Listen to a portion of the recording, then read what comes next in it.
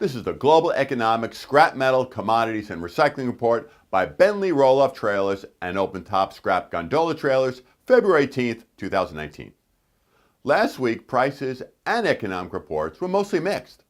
U.S. steel production rose slightly to 1.897 million tons, a very good number despite the big slowdown in automotive.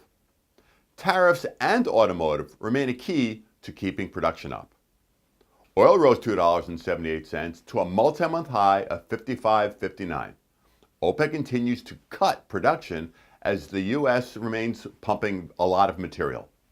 The International Energy Agency said despite cuts by many countries, oil will be in an oversupply situation in 2019, keeping prices fairly low. U.S. oil production stayed at the record level of 11.9 million barrels a day for the fifth week in a row. The U.S. has about the 10th most amount of proven oil reserves, with Venezuela and Saudi Arabia number 1 and number 2, but the U.S. is now producing the most oil of any other country. Iron ore rose $1 to $87.50 a ton. The second largest global iron ore company in the world, Vale, was just given permission to reopen their Brazilian mine after the major dam collapse, so prices could start coming down. Scrap steel number 1 heavy melt remains steady at $298 a gross ton, with good U.S. demand and continued reports of upward pressure by both domestic and export buyers. Hot rolled coil steel was down slightly to $34.04 per hundred as demand slows, but the cost of iron ore and DRI have risen, putting upward pressure on prices. Copper was steady at $281.50 with massive amounts of good and bad economic news. Global slowing, mixed with strong Wall Street and good China trade news, had little effect.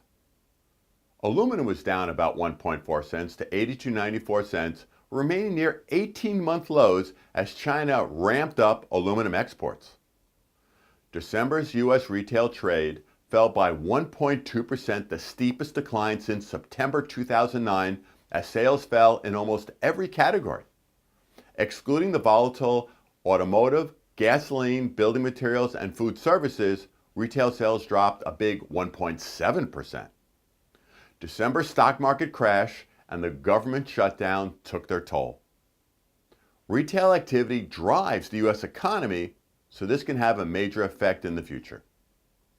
January's year-over-year U.S. inflation fell for the third month in a row to 1.6%, mainly due to the big drop in gasoline prices. Excluding food and energy, prices rose 2.2%. Note, oil just hit a multi-month high, so this slow inflation could end. Low inflation puts downward pressure on interest rates. Japan and Germany are the third and fourth largest global economies. Both had negative growth in Q3. Japan grew slightly in Q4, and Germany had no Q4 growth. Since neither were negative in Q4, both averted a recession, which is defined as 2 quarters of negative growth.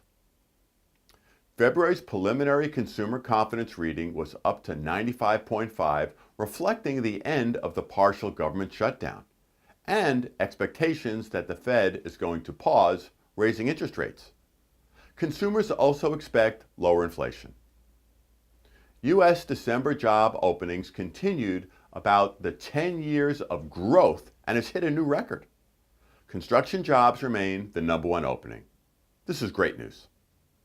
Wall Street's Dow Jones jumped to 25,883 on positive news of China talks and as the president signed legislation keeping the government open. But investors remain nervous. There is more non-invested cash sitting on the sidelines than at any time in the past 10 years since the crash of '09. This cash missed the past 8 weeks of increases in the Dow. The WET trade show, formerly called the Pumper Show, starts this Thursday. For those that are going, we will be there with our terrific double box container trailer and our roll-off truck replacement trailer, the Super Mini. As always, feel free to call or email me with any questions, and we hope all have a safe and profitable week.